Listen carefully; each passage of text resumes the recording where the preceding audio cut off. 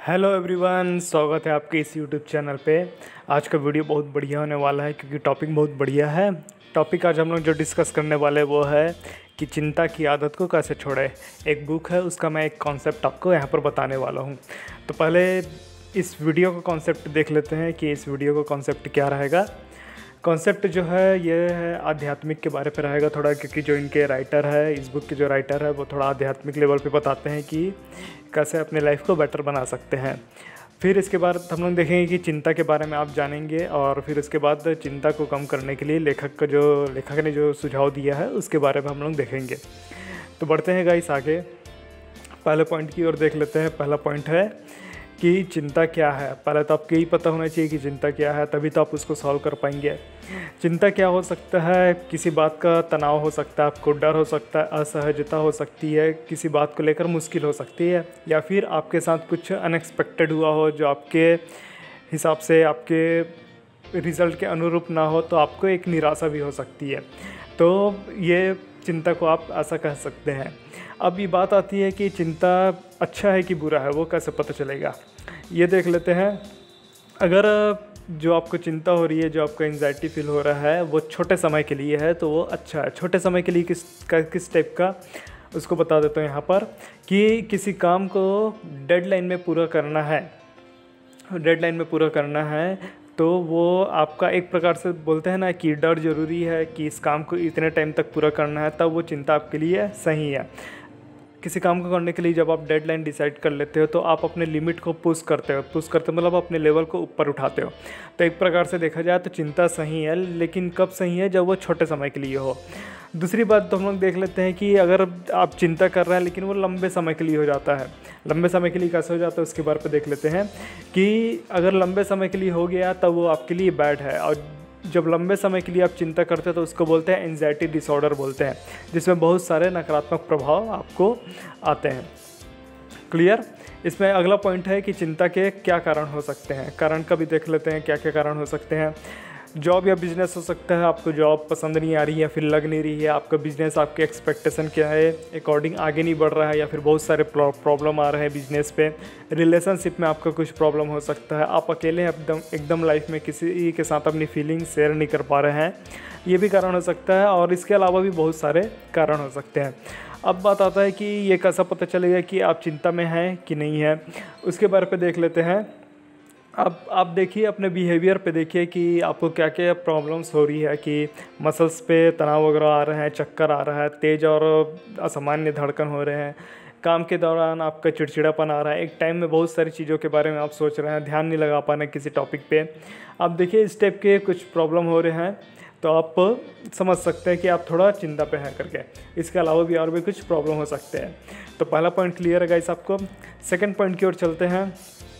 Second point कहता है कि लेखक इस पे क्या सुझाव देते हैं, लेखक इसमें अपना क्या पॉइंट देते हैं उसके बारे पे। सेकंड पॉइंट पे है, फर्स्ट पॉइंट इस पे आता है कि पहले तो आप विश्वास करिए कि आपको जो चिंता है उसको आप खुद ही सॉल्व कर सकते हैं। जब तक से आप अपने ऊपर विश्वास नहीं करेंगे तब तक से कुछ नहीं हो पाएगा। ठीक है, तो सबसे पहले तो अपना कॉन्फिडेंस लेवल को बढ़ाइए कि हाँ मैं इसको सॉल्व कर सकता हूँ करके। खुद पे विश्वास करिए कि आप ऐसा कर सकते हैं। ठीक है, दूसरा पॉइंट देखते हैं, अपने दिमाग से सभी चिंता को बाहर निकाल दीजिए। इसका मतलब क्या हुआ? देखिए, जब आप चिंता पे रहते हैं तब आपके माइंड में बहुत सारी चीज़ें एक साथ चलने लगती है, तो आपको समझ नहीं आता क्या गलत है क्या सही है, और बहुत सारे निगेटिव थॉट्स वगैरह भी आते हैं। तो आप कोशिश करिए कि आप कहीं शांत जगह पे जाइए और इमेजिन करिए कि आप अपने माइंड से जितने भी डर, जितने भी चिंता वगैरह है उसको आप अपने माइंड से बाहर निकाल रहे हैं। एक टाइम के बाद आप देखेंगे कि आपके माइंड पूरा खाली हो चुका है, ब्लैंक हो चुका है, और आप अपने आप को गुड फील करने लगेंगे। तो आप इमेजिन करिए कि आपके जितना भी एंजाइटी वगैरह है वो आपके दिमाग से बाहर निकल रहा है। क्लियर? तीसरा पॉइंट पे आ जाते हैं यहाँ पर। तीसरा पॉइंट है डर से मुक्त हो जाइए। डर से मुक्त हो जाइए, इसका मतलब ये होता है कि आप जितना ज़्यादा डरेंगे तो आपके डर को सही होने के चांसेस उतने ही ज़्यादा हो जाएगी। मतलब आप सोचेंगे कि ये नहीं होना चाहिए, अब वो सही में हो जाएगा आपके साथ। तो कोशिश करिए कि आप डर से मुक्त हो जाइए। चौथा पॉइंट ऑथर कहते हैं वो ये है कि नकारात्मक की जगह सकारात्मक बातें कहें। आप कहते हैं कि मेरे साथ गड़बड़ होगा, ये क्या एक प्रकार का निगेटिविटी थॉट्स आपके ऊपर आ रहे हैं, उसके जगह आप क्या करिए, सकारात्मक बात कहिए। अब आप कहेंगे कि बहुत सारे निगेटिव थॉट्स आ रहे हैं तो मैं सकारात्मक बात, पॉजिटिविटी बात जो है वो कैसे अपने माइंड पे ला सकती है, तो उसके बारे में हम लोग एक्शन स्टेप पे देखेंगे कि क्या आप एक्शन ले सकते हैं। क्लियर। फिफ्थ पॉइंट में बढ़ते हैं आगे कि आशावादी लोगों के साथ रहिए। ऐसे लोगों के साथ मत रहिए जो आपको और डिमोटिवेट कर दे, आपका कॉन्फिडेंस लेवल और गिरा दे। आप ये देखिए कि जो सामने वाला पर्सन है उसकी थॉट्स कैसे हैं, वो मेरे को पुश कर रहा है कि नहीं कर रहा है, पॉजिटिविटी दे रहा है कि नहीं दे रहा है। तो कोशिश करिए आप आशावादी लोगों के साथ रहिए। सिक्स्थ पॉइंट जो ऑथर बताते हैं वो है कि दूसरों को हेल्प करिए, व्यस्त रहिए। दूसरों को हेल्प करिए, व्यस्त रहिए। इसका मतलब क्या है, जब आप दूसरों को निस्वार्थ भाव से हेल्प करते हैं तब आपको खुद को अच्छा फील होता है। निस्वार्थ भाव मतलब किसी से कुछ मांगे बिना आप उसको हेल्प करते, उसकी हेल्प करते हैं, तो आप दूसरे की हेल्प करिए। तो इससे क्या रहेगा, आप खुद व्यस्त रहेंगे और आपका माइंड निगेटिविटी की तरफ नहीं जाएगा। ये लेखक के सुझाव है, इसको देख लिए हम ना। अब एक्शन स्टेप की ओर बढ़ते हैं कि आपको क्या क्या एक्शन लेने चाहिए। एक्शन स्टेप पे आता है, पहला पॉइंट देख लेते हैं यहाँ पर।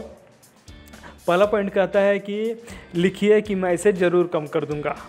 आपको बता चुका हूँ, जो ऑथर ने कहा है कि अपने ऊपर खुद को विश्वास होना चाहिए कि हाँ मैं इस जो चिंता है, जो मेरे पर परेशानियाँ आ रही है, उस चीज़ को मैं खुद कम कर दूंगा। पहले खुद को कॉन्फिडेंस करिए।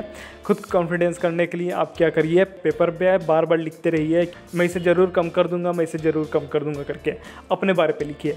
सेकंड पॉइंट देखिए कि आप कुछ अपना पसंदीदा म्यूजिक सुनिए या फिर मोटिवेशनल वीडियो वगैरह देखिए। जो आपको बहुत पसंद है उस म्यूजिक को सुनिए और मोटिवेशनल वीडियो देखिए, जिससे आपको कुछ पॉजिटिविटी आएगी।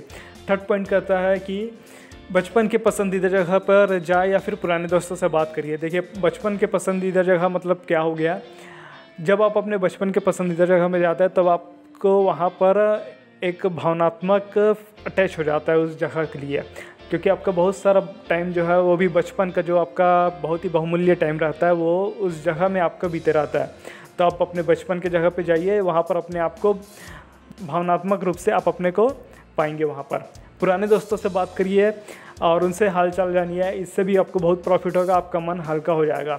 पुराने दोस्तों से जैसे पहले की तरह बात होती थी वैसे ही बात करिए, बिंदास होकर बात करिए उनसे। चौथा पॉइंट जो है, कुछ नई चीज़ें सीखें, कुछ नए स्किल्स वगैरह सीख सकते हैं, जो चीज़ आपको नहीं आती आजकल सीखने के बहुत सारी चीज़ें हैं, वो चीज़ सीखिए। फिफ्थ पॉइंट है कि कमेंट करके बताइए आपको क्या प्रॉब्लम है और किस टाइप का चिंता आपको फील करती है, कमेंट करके बताइए। आप कमेंट करेंगे तो आपकी चीज़ें बाहर निकलेगी और पता भी चलेगा कि क्या कैसा फील कर रहे हैं, और इस वीडियो से आपने क्या सीखा उसके बारे में भी आप कमेंट करके बताइए कि इस वीडियो से आपको क्या हेल्प मिली। ये जो पूरा टॉपिक है वो एक मैं बुक से बता रहा हूँ, उस बुक का जो है लिंक मैं आपको डिस्क्रिप्शन पे दे दूँगा, आप वहाँ से जाके परचेस कर सकते हैं। ज़रूर पढ़िएगा ये बुक को, बहुत अच्छी बुक है। इसमें पूरा स्पिरिचुअल वे पे ले जाके अपनी लाइफ को कैसे बना सकते हैं उसके बारे पे ऑथर ने यहाँ पर बताया है। तो होप यू गाइस आपको ये वीडियो पसंद आया होगा और आपको बहुत सारी चीज़ें क्लियर हुई होंगी। तो मैं आपसे अगले वीडियो पे मिलता हूँ, तब तक के लिए take care and thanks for watching.